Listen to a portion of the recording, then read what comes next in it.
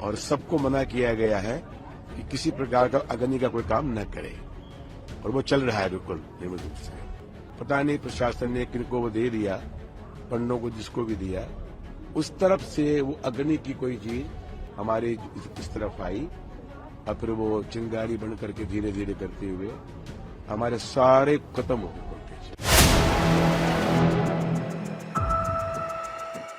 प्रयागराज महाकुंभ में कल भीषण आग लग गई थी, जिससे हड़कंप मच गया था।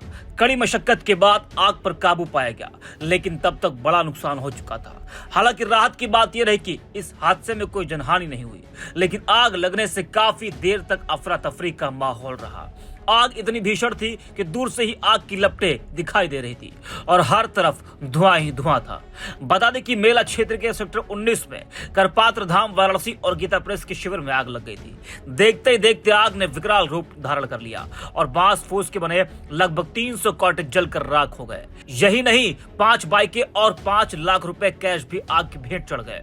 दुर्घटना के दौरान कॉटेज में रखे 10 से ज्यादा एलपीजी सिलेंडरों में धमाके हुए। गनीमत रही कि कोई जनहानि नहीं हुई। हालांकि आग की चपेट में आने से हरियाणा व सिलगुड़ी के 2 लोग झुलस गए, जिन्हें अस्पताल में भर्ती कराया गया है।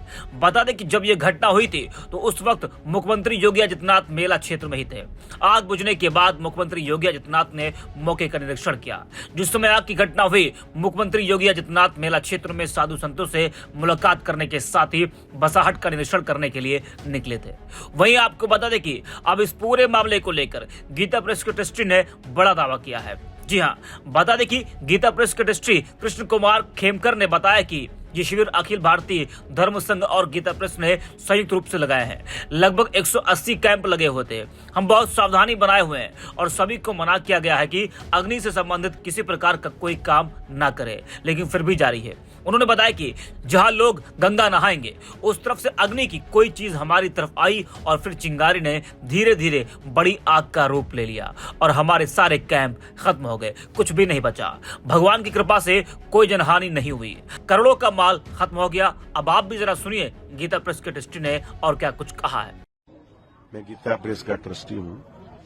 ये शिविर अखिल भारतीय धर्म संघ और गीता प्रेस से संयुक्त रूप से लगा हुआ है।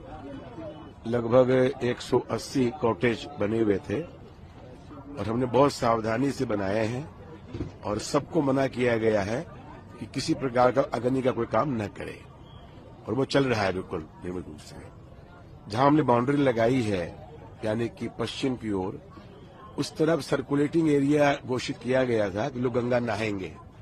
पता नहीं प्रशासन ने किनको वो दे दिया, पंडों को जिसको भी दिया, उस तरफ से वो अग्नि की कोई चीज हमारे इस तरफ आई और फिर वो चिंगारी बन करके धीरे धीरे करते हुए हमारे सारे खत्म हो गए कॉटेज, कुछ भी नहीं बचा। भगवान कृपा से कोई जान की हानि नहीं हुई, कि करोड़ों का माल गया वो अलग बात। हमने सुना एक गैस सिलेंडर का ब्लास्ट भी सुनाई दे रहा था, बहुत ऊंचे ऊंचे धुएं के गुब्बार उठ रहे थे। असल में ऐसा था, हमारा टीन शेड का रसोई थी, टीन शेड की रसोई पक्की एकदम। जब आग लगी तो फिर तो उसका क्या बताएं, क्या वो पता नहीं है, लेकिन हमने पूरी सावधानी बरती। तो सुना आपने, गीता प्रेस के ट्रस्टी ने दावा किया है कि दूसरी तरफ से आग की चिंगारी उनके शिविर की तरफ आई, जिससे ये भीषण आग लगी। बता दें कि आग के दौरान 30 फीट ऊंची लपटें उठी थी। घटना की भयावहता का अंदाजा इसी से लगाया जा सकता है कि चंद मिनटों में ही 5000 स्क्वायर फीट एरिया वाला पूरा शिविर चौतरफा आग से घिर चुका था। अंदर मौजूद श्रद्धालु चीखते पुकारते बाहर भागे। उधर एक के बाद एक कॉटेज में रखे 10 एलपीजी सिलेंडर फटने से धमाके होने पर राहगीरों में भगदड़ मच गई।